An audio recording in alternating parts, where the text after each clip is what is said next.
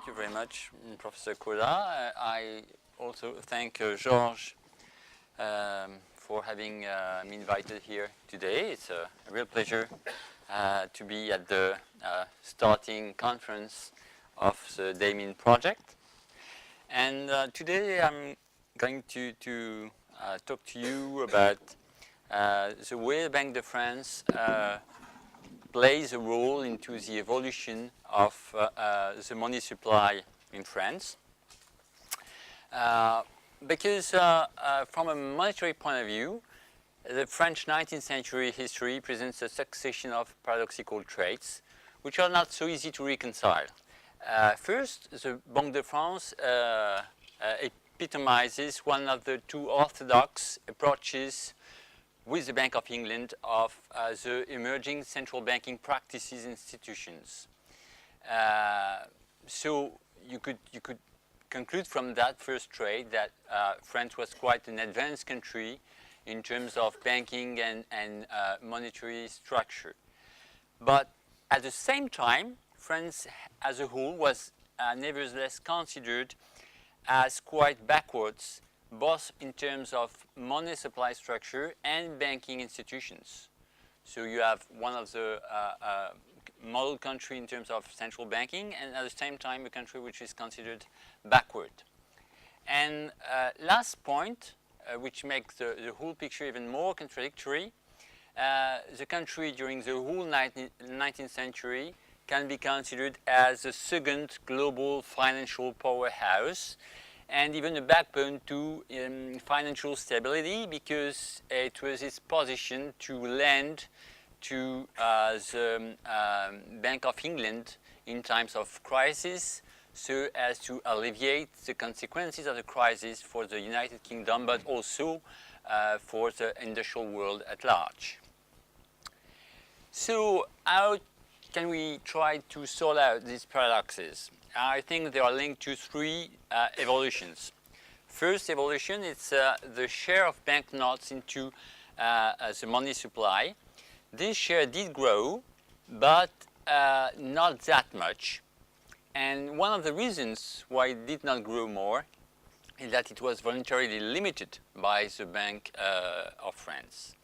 A second reason for these paradoxes are the fact that hierarchization and specialization among the banking system itself did progress, but it did not progress as much as we've seen in United States or United Kingdom or even Germany at the end of the 19th century. And one of the reasons is that the Banque de France resisted it by remaining a full-fledged competitor to large commercial banks. And the last element is that France did evolve from a bead to monometallic system following the French crime of 1873, but in a somehow disguised way, because it retained the use of silver within the national monetary circulation in a kind of disguised way, which led to what is called the lumping bimetallism system. So as we can see in all three occurrences, the Banque de France played a key role, but at the same time it would be a wrong assertion to oppose it to the rest of the financial system. In fact, the Banque de France rather implemented very dominant views that were shared in the parliament or in the Ministry of Finance. So there's not one big villain who could be called the Banque de France and making this French system both backward and paradoxical. If we go to central banking orthodoxy, we know that from the works of Joa Traka that there are two big systems of emission banks working at the end of the 18th century. The Baltic system and the orthodox approach. And the orthodox approach, of course, of emission banks emerged from three separate but strongly interlinked traits, which are formal independence from the state or the treasury. And I insist, of course, on the term formal independence, because that independence could be very, very thin on some occasions. Second trait is a fractional reserve system, while in the Baltic system some banks did rely on a full reserve system, like for example as the Bank of Amsterdam. And the last trait is a discount-based emission rule, that is implementation of the real bills doctrine, which was, for example, announced by Adam Smith in 1776. But a big divergence occurred between the Banque de France and the Bank of England during the second half of the 19th century, starting, of course, in the case of Bank of England with the Act of Peel in 1844. In fact, the Bank of England took steps from the previous orthodoxy based upon the real bills doctrine towards more modern central banking theory and practice, as shown by the famous studies by Bagehart and MacLeod. On the contrary, the Banque de France stuck to the real bill doctrine, but a very peculiar real bill doctrine. Peculiar because this doctrine was not based on a theoretical apparatus, but rather on the necessity to respect very formal conditions in terms of discounting bills. So to discount a bill, the question was not whether the bill was real in a Smithian term, but whether the forms of the bill were compatible with the statutes of the Bank of France, which is actually quite different.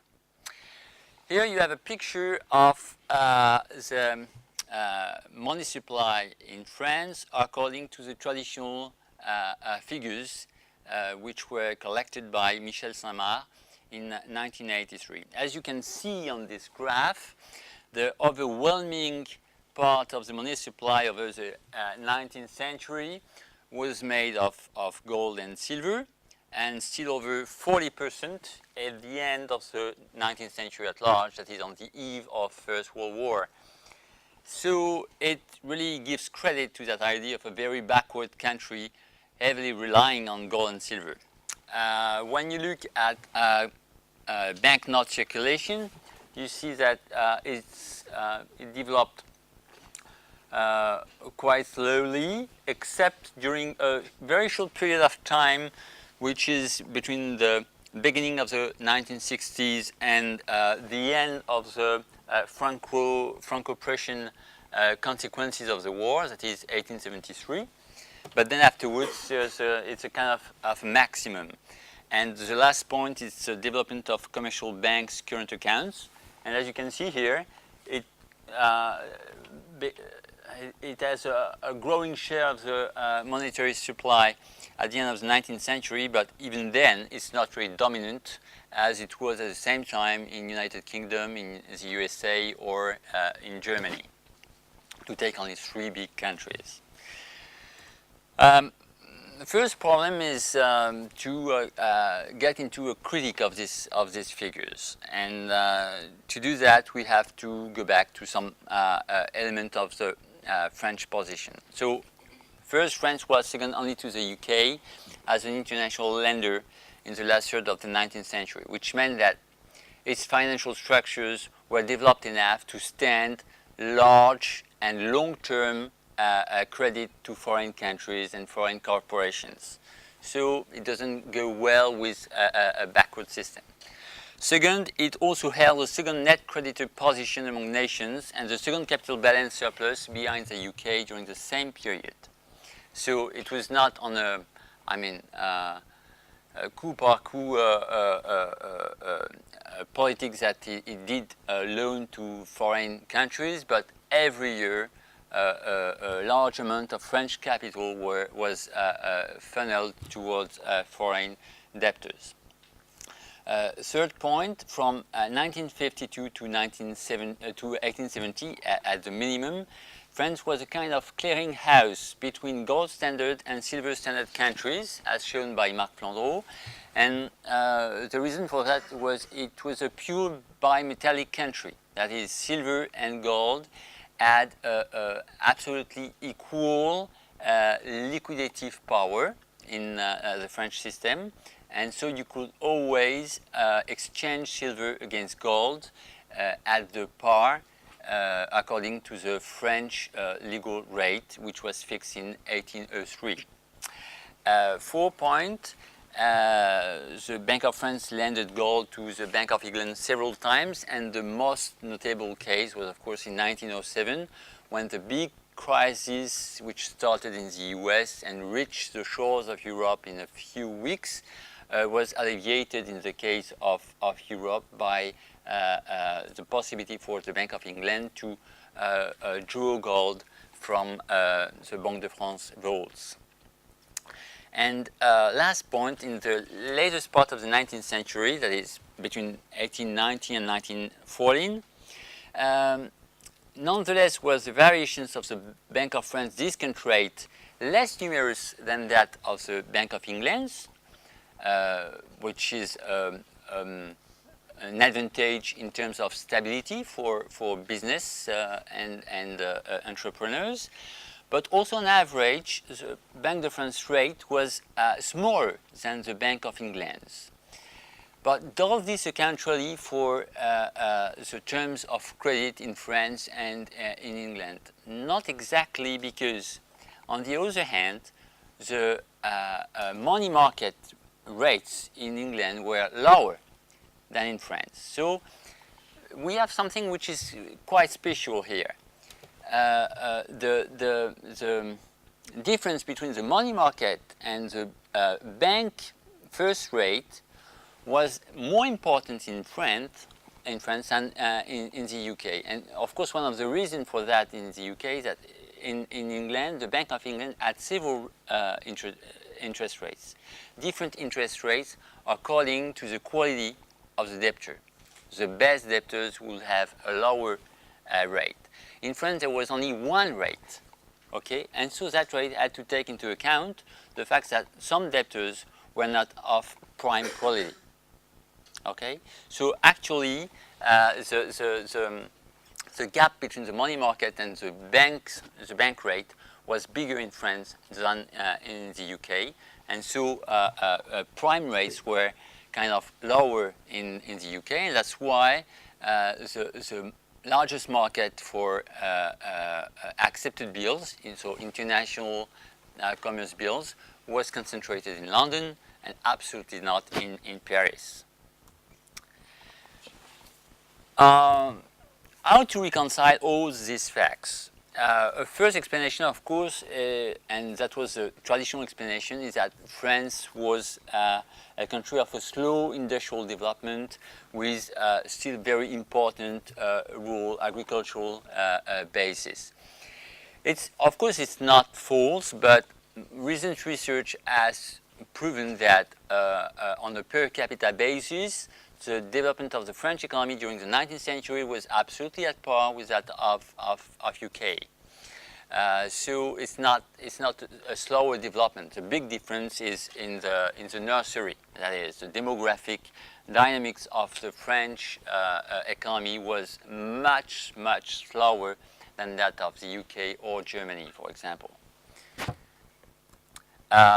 So our proposal is to revise the French monetary data first and to give us an interpretation of some aspects of its monetary history. That's the old figures we've already seen, and that's the new figures I've computed. It's an ongoing work, it's not finished, so those figures are still provisional, but as you can see, they are quite strikingly different. First, the amount of banknotes was actually more important because previous data did not take into account some other banks' emission before 1848, which were limited but nevertheless had an impact on the overall figures. Second, the amount of deposits is more important than was deemed before, because the calculation was made on a kind of average calculated from the 4 largest banks, and using more general data we can have a more accurate figure and giving actually a more important share to deposits. And the third point, which is very important, is the changing role of gold and silver, especially after the 1860s. In the 1860s, France broke a record in terms of coining new silver and gold coins. It was the period in the French history where the most coins were put into circulation in terms of gold and silver.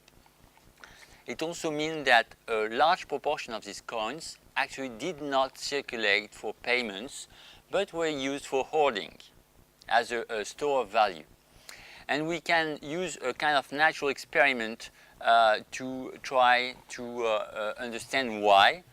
And if we look at the period of the Franco-Prussian War, we can imagine that the banknotes that were put in circulation during that war had to supplement the proportion of coins which were actually circulating and stopped circulating because of the war.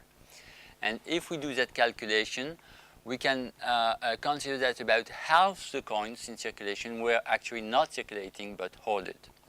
And when we look at contemporary explanation, it's about the same proportion which is given. So if you correct the prices by taking the figures by taking this into account, you get a very different picture in the actual role of silver and gold coins. In some ways, the most liquid money at the beginning of the 19th century was clearly silver and gold coins, but the most liquid money at the end of the 19th century were French Bank of France's banknotes. Last problem is what commercial bills, what was the role of commercial bills? At the beginning of the 19th century, commercial bills, and most specifically commercial bills on Paris, were more liquid than banknotes. Banque de France banknotes were circulating mainly and sometimes with a discount in Paris proper, and only on a very limited basis outside. And the only reason why they circulated outside was that some receveurs généraux, that is some tax administration officials, would accept them at par. But where they will not do it, they will not circulate. If you look at commercial bills, they had a very interesting destiny. So they were quite liquid instrument of payments at the beginning of the 19th century, but of course it was not the case at the end of the 19th century. So here again, you've got a shift in the structure of the money supply. Last element, it's of course the ratio between gold and silver. Here you have on this graph 4 elements. First, the Banque de France metallic reserves in silver here, and you see that there's a maximum in 1873, then a steep decline. It comes back to its previous maximum, and then there's a long decline here because the Banque de France progressively shifts from silver to gold. In yellow, you've got the gold reserve, and you see that in the middle of the 1980s, the gold stock is going far over the silver stock. And that explains why the French banknote was so valuable at the end of the 19th century. And in blue, the blue line, you have the gold to ratio silver. You can see that during this period when France played a kind of clearing house role for the whole of Europe in terms of gold and silver, this ratio was moving very strongly. It was very volatile. Okay? I don't think that before that it has much meaning, but we should see on a different scale perhaps.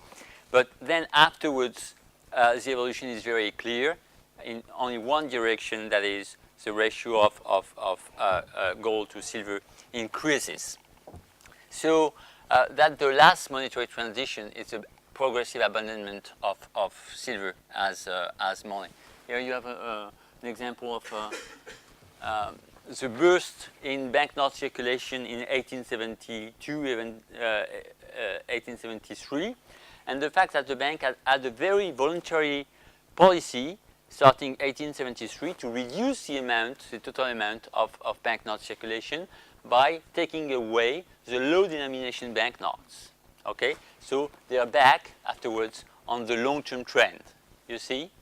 And that was a huge deflationary policy here. So actually, what we can see is that the very structure of the money supply, and most notably the evolution of commercial bank deposits and banknotes, is very dependent on the origins of credit and money. Okay, so what we can see is that the Banque de France policy as implemented favorized the development of banknote circulation against commercial credit, but not against other kind of credit.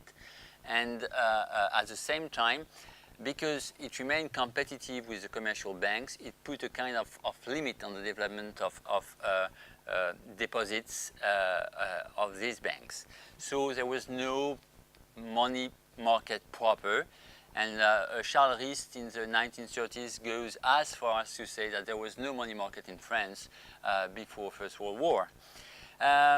So on the other hand, we have the development of very small inland bills in France, and that's a very different trait from what we see in UK or in Germany. That is, the average amount of inland bills is declining all over the 19th century, reaching very low level at the end of the 19th century. That is, very small businessmen could issue bills of exchange of a very small amount, and then we discount them to have small denomination banknotes in exchange. So you have the explanation. And last, this encouraged a large gold hoarding movement after 1907. Thank you.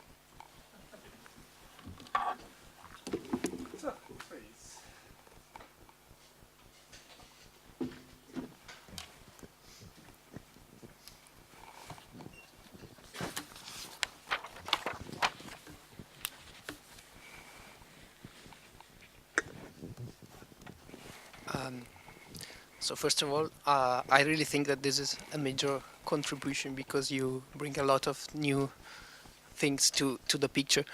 I think that one thing that is missing, because it's probably impossible to recollect, is the components of to go to M1 to M3. So what's the banking system? Liquidity at large. Yeah. Yes. And I think this plays a role in France in the reduction of the share of bills, because from the 1860s on, you have a lot of internalization by banks. I mean, you don't need anymore to draw bills because this is done by the big commercial banks themselves. So I think, I don't know how this is possible, but I think that this plays an important part in the French story. And this is the huge difference with the British money market, where you have a very much more segmented banking system, with any kind of bank is doing a very limited kind of operation, and you don't have this kind of universal bank system with this internalization of markets en banque. Yeah, I completely agree. I would add that as very quickly written here, the French financial market was huge, but was very much specialized on French public bonds and securities and foreign public bonds and securities, which meant that it was not really a market for public companies except public utilities like railways and so on. So from a business point of view, the size of the market was actually limited. And the second point, there was no real money market, which meant that indeed it's the role of bills of exchange, internal bills of exchange, was much more important in France than in the UK or in Germany at the same time. And we all know the history of the decline of the inland bills in the UK starting in the 1870s, and which owed much to the Peel Act on the one hand and to the development of commercial banks on the other hand, stocks banks. And it was not the case in France, where because of the concurrence of the Banque de France, the commercial banks had also to develop a very important discount department, which led firms to rely on discounting bills of exchange. And so in the end, we had this strange picture of a very important archaic way of financing working capital through inland bills.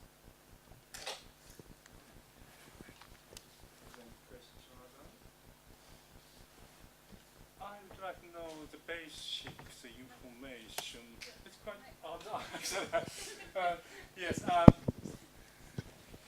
yes. Commercial banks have become very important in France, while in the same period, the inland bill in UK they become less important.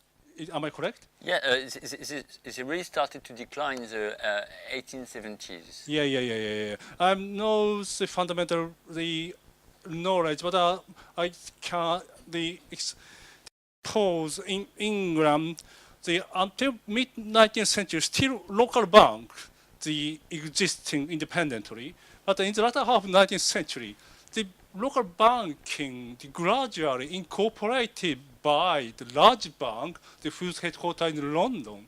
So it is this difference between UK and France that represents some difference also the network of banking system.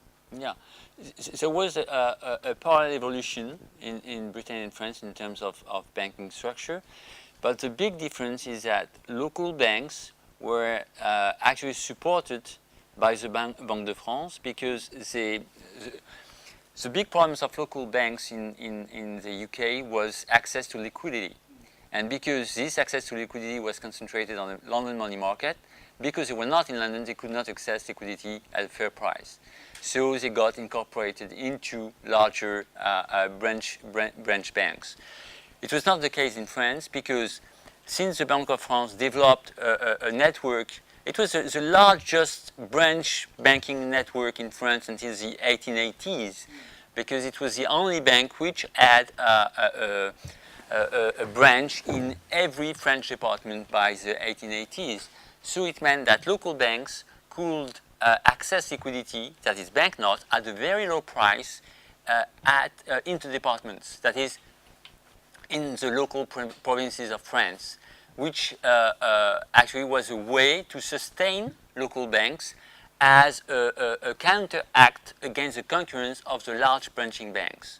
Because the real concurrence of the Banque de France were not the local banks, of course, they were not anymore the local banks, but they were the large branching banks. So in a way to fight the concurrence of large commercial banks and to limit their development towards kind of book credit and so then a money market, they finance through discount on a local basis the local banks. And so that gave very diverging paths for UK on the one hand and France on the other hand.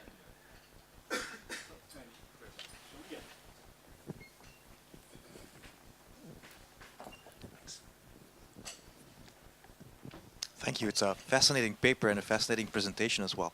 But the last point interested me a lot. Do you think is it only competition with the bigger merchant banks, or is it more to the picture?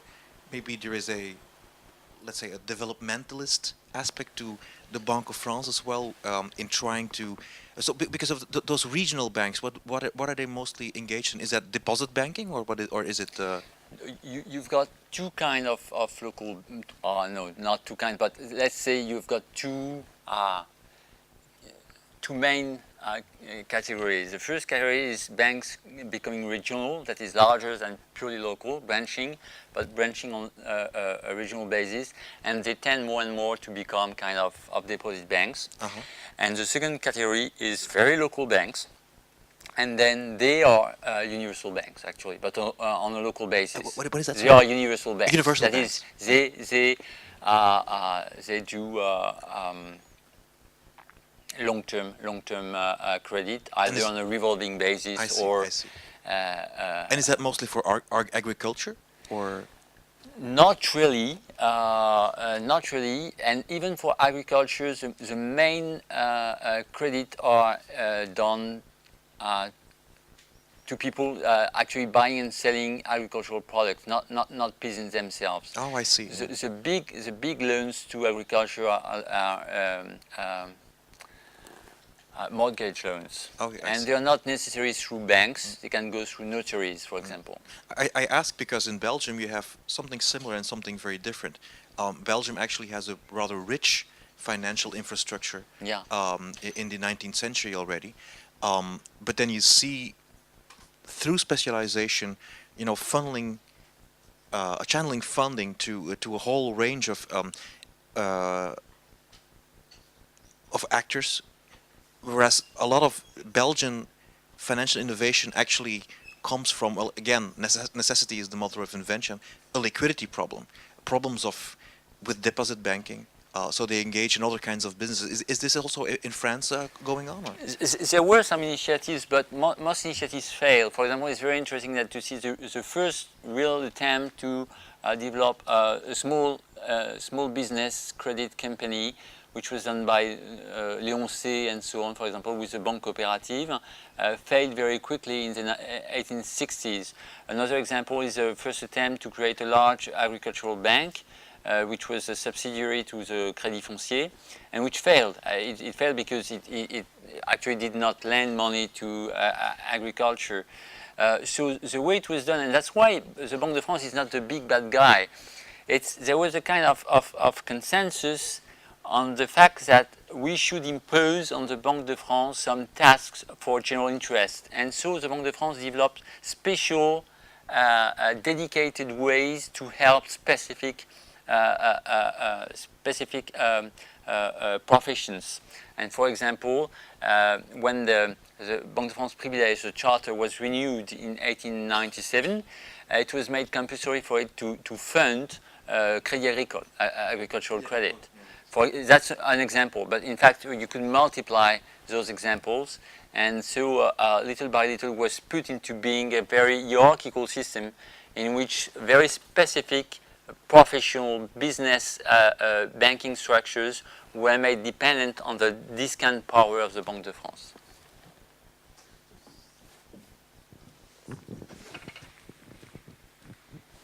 So we should conclude, but I would like to say, ask everybody, you contrast the way Banque de France, in principle, keep one rate in lending.